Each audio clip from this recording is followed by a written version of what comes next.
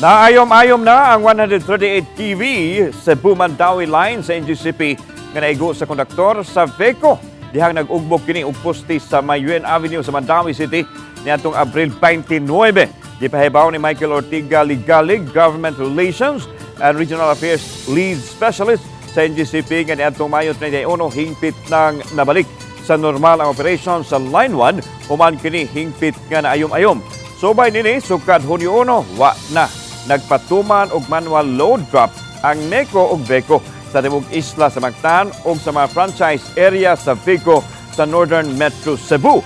Busa wa usay na sinating rotational brownout sa maong mga dapit.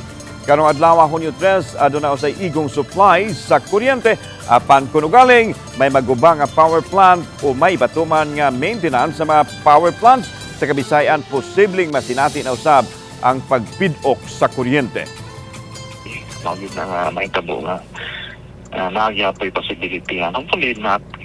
So far noon, sa Visayas, several days na po nga wala na naka-issue og yellow alert advisory.